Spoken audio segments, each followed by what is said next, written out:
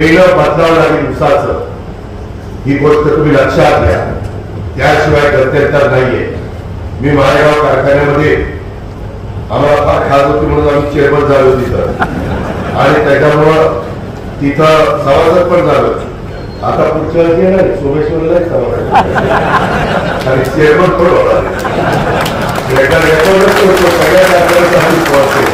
सगळ्या समाज जाऊ द्या, त्याच्यामध्ये येत नाही. तर ज्याला चेअरमन व्हायचं त्याला झोप यायची नाही.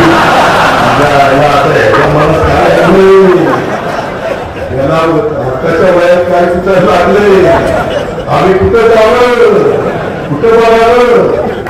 कधी आमच्या लग्न पत्रिकेवर प्रेषक म्हणून चेअरमन लागला काय करायचं. मित्रांनो, गमतीचा भाग होऊ द्या, परंतु तिथं आम्ही अतिशय चांगल्या पद्धतीनं हा ऊस लागवडीचा कार्यक्रम राबवतो.